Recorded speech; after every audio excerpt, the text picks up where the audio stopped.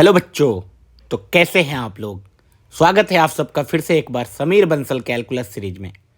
हमारे पास एक बहुत ही शानदार क्वेश्चन है एंड इस टाइप के कॉन्सेप्ट में बच्चे जनरली फंसते हुए दिखते हैं, ठीक है। या फिर इनको क्लास नोट्स में या ये सारी चीज़ें जब ड्यूरिंग लेक्चर होता है ना, ये सिखाया नहीं जाता है मोस्टली बच्चों को, तो बच्चे फंस जाते हैं ऐसे कॉन्सेप्ट में। तो ध्यान से देखना, ऐसा कॉन्सेप्ट बहुत फेमिलियर कॉन्सेप्ट है जो जेई पूछता रहता है एंड तुम्हें भी समझ में आनी चाहिए। जेई फंक्शन को डिफाइन करने पे क्वेश्चन बहुत ज़्यादा पूछा करता है, ठीक है। तो अगर तुम जेई की तैयारी कर रहे हो एंड सच में आईआईटी क्रैक करना चाहते हो तो इस वीडियो को प्रॉपर एंड तक देखना। तुम्हें बहुत कुछ सीखने को मिलेगा एंड तुम अप्रिसिएट करोगे, तुम्हें लगेगा वाओ समझ में तो आया, ठीक है। एंड कुछ सीख के ही जा रहे हैं। तुम्हारा टाइम वेस्ट नहीं होने वाला है, मैं श्योर गारंटी देता हूँ मैं कि तुम्हारा टाइम वेस्ट नहीं होगा। चलो देखते हैं। अपने पास एक फंक्शन है एफ एक्स, जो कुछ तो पता नहीं ऐसा क्या दिया हुआ है, ठीक है। इसको बाद में तोड़ेंगे मरोड़ेंगे, उसके पहले देख लेते हैं पूछा क्या जा रहा है। बोला स्मॉल एल इज़ π/4 प्लस π/4 पे बेसिकली एल एच एल निकालना है एंड आर एच एल निकालना है फंक्शन का, और उन दोनों के स्क्वायर का सम बताना है कितना होगा, ठीक है। π/4 पे L H L R H L निकालना है, तो π/4 पे L H L R H L निकालने के लिए पहले फंक्शन तो डिफाइंड होना चाहिए, और फंक्शन ऑलरेडी लिमिट के फॉर्मेट में है, ओके। अभी ध्यान से देखना इस लिमिट्स को। इन्फिनिटी बाय इन्फिनिटी फॉर्म है, जैसे ही एन इन्फिनिटी डालोगे ये बहुत बड़ा नंबर आएगा, ये सारे सोचो बहुत छोटे छोटे हैं ये सब, ठीक है। ये भी इन्फिनिटी है। अब क्या है ना, अगर कोई बच्चा इस चीज़ को गौर से ना देखे कि क्या देखते हैं, अभी देखते हैं। पहले तो ये बताओ कि इन्फिनिटी अपॉन इन्फिनिटी फॉर्मेट में जनरली क्या करते हैं हम, जो भी हायर डिग्री या हायर पावर का जो भी डोमिनेटिंग टर्म होता है उसके टर्म से डिवाइड कर देते हैं। तो बच्चा क्या सोचेगा पता है, यहाँ पे 3n से ऊपर नीचे डिवाइड कर दो, काम खत्म करो। लेकिन ये करने से पहले सावधान। क्यों सावधान? 3n डोमिनेटिंग है, लेकिन ये तब तक ही डोमिनेटिंग है जब तक ये 3n नहीं बना है या उससे बड़ा नहीं हुआ है। अगर ये 3n से बड़ा हो गया तो ख़त्म, खेल ख़त्म भैया। अच्छा ऐसा हो सकता है क्या? यस हो सकता है। इफ़ x इज π/4, ध्यान से देखना, देन बताओ √2 cos x which is π/4 plus 2 will be same as 3, है कि नहीं? अच्छा, if x is greater than π/4, अगर x की वैल्यू π/4 से बड़ी ले ले तो √2x प्लस 2 की वैल्यू 3 से बड़ी होगी या छोटी होगी? मत बोल देना बड़ी होगी। ध्यान से देखो पहले इधर, cos x का ग्राफ क्या होता है, ऐसा होता है। एग्जैक्ट π/4 पे क्या होने वाला है, π/4 पे एग्जैक्ट वैल्यू कितनी आती है, 1/√2। जब तुम π/4 के आगे जाओगे तो वैल्यू √2 से कम आएगी ना। हाँ, अगर वैल्यू √2 से कम आएगी तो इसकी वैल्यू 1 से कम आएगी ना। 2 में एक 1 से छोटा नंबर लेंगे तो ये 3 से छोटा होगा ना। ओके सर, सॉरी सर, इतना गुस्सा क्यों करना। देखो ध्यान से फिर से, अगर x π/4 से छोटा लूंगा तो वैल्यू cos x की √2 से बड़ी आएगी ना। √2 से बड़ी आएगी तो ये वाला वैल्यू ग्रेटर देन 1 हो जाएगा ना, उसमें 2 अगर ऐड होगा तो ये ग्रेटर देन 3 आ जाएगा ना। यस भाई साहब, इसका मतलब π/4 पे फंक्शन को डिफाइन करना पड़ेगा। यस, ध्यान से देखना, ये चीज़ें तुम्हें समझ में आ गई। अब ध्यान से देखना, इसको मैं हटा रहा हूँ, ठीक है।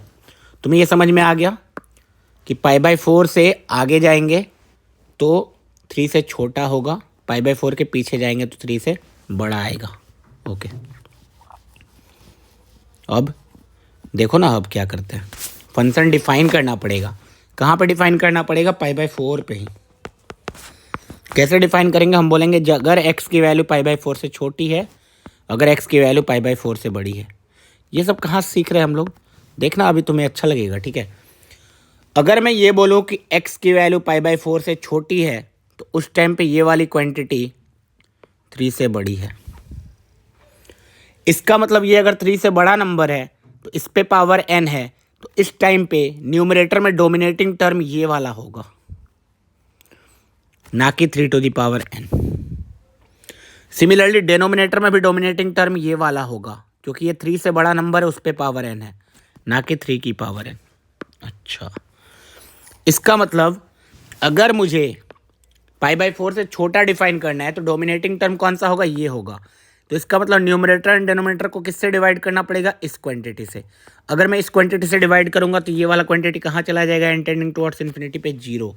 ये वाला क्वांटिटी कहाँ चला जाएगा, 0। ये तो यूजलेस था, ऐसे ही फालतू का लिखा हुआ था। ये वाला क्वांटिटी कहाँ चला जाएगा, 0। ऊपर क्या बचेगा, 1। नीचे क्या बचेगा, सिर्फ साइन एक्स, क्योंकि इससे तो डिवाइड कर दिया ना। इसका मतलब ये 1/sin x बन जाएगा, 1/sin x बन जाएगा, ठीक है। तो 1/sin x बन गया। ध्यान से देखो, उसके बाद अगर मैं π/4 से बड़ा नंबर ले लूँ तो क्या होने वाला है, तब यार कोई दिक्कत नहीं है। तब क्या दिक्कत नहीं है, तब उस केस में ये वाली क्वांटिटी 3 से छोटी होगी। तो अगर कोई 3 से छोटा नंबर पावर n लिया एंड कोई 3 पे पावर n लिया, n अगर इन्फिनिटी को जा रहा है तो डोमिनेटिंग टर्म कौन सा होगा। तुम बोलोगे भैया भैया भैया 3 की पावर n वाला, 3 की पावर n वाला अगर डोमिनेटिंग होगा तो डिवाइड किससे करोगे, 3 की पावर n से। ये सब कहाँ चला जाएगा, 0 को।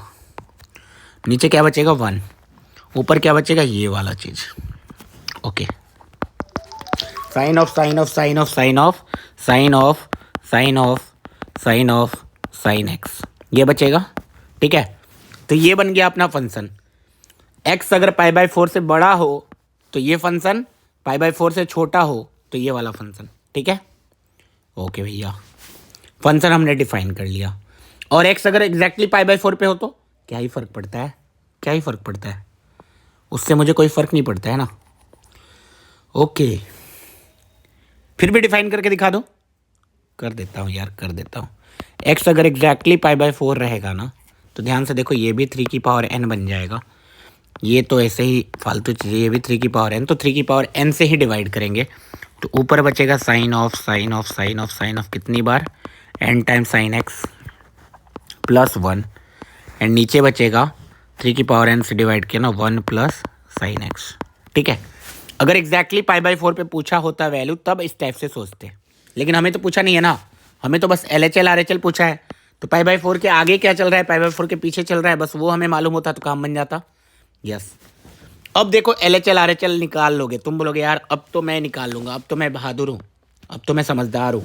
देखो ध्यान से, L निकालना है ना, L निकालने के लिए तुम बोलोगे limit extending towards π/4 plus f x में क्या जाएगा, sine of sine of sine of sine of. n tending towards infinity था, इसका मतलब ये इनफाइनाइट टाइम्स क्या आएगा, infinite times sine x. Okay, L के बारे में बाद में बात करेंगे, M के बारे में बता देता हूँ। M अगर π/4 से छोटा है तो उस टाइम पे फंक्शन तो 1/sin x है, कोई इंडिटर्मिनेंट फॉर्म नहीं है। 1/1/√2 ये चीज़ √2, इसका मतलब m² 2 होने वाला है। L के बारे में बताओ सर, L के बारे में क्यों छोड़ दिया इसको, देखो ध्यान से। जब π/4 डालूंगा साइन π/4 कितना होगा, 1/√2। π/4 से छोटा नंबर आएगा, फिर साइन के अंदर कुछ छोटा जाएगा, वो और छोटा नंबर देगा आउटपुट। फिर साइन के अंदर और छोटा नंबर जाएगा, और छोटा नंबर आउटपुट देगा। साइन के अंदर फिर से छोटा जाएगा और छोटा नंबर देगा। ये इनफाइनाइट टाइम होता जाएगा, छोटा छोटा छोटा छोटा छोटा छोटा छोटा छोटा, इतना छोटा हो जाएगा कि लिमिटिंग वैल्यू इसकी कितनी हो जाएगी, 0 हो जाएगा ना। छोटे छोटे छोटे छोटे छोटे साइन का आउटपुट, साइन का आउटपुट, साइन का आउटपुट छोटा होता जाएगा, होता जाएगा, होता जाएगा। इनफाइनाइट टाइम होता छोटा होगा तो छोटा छोटा होते होते क्या हो जाएगा, ऑलमोस्ट 0 को चला जाएगा भैया। अच्छा, तो हो गया ना, ख़त्म हो गया। यस, ख़त्म हो गया यार। तो L² + M² कितना है, 2 है। आई होप तुम्हें कुछ सीखने को मिला होगा किस तरीके से मैंने फंक्शन डिफाइन किया, और एग्जैक्टली π/4 ही क्यों सेलेक्ट किया, क्योंकि π/4 ही ऐसा था जो इसको 3 बना रहा था, है ना।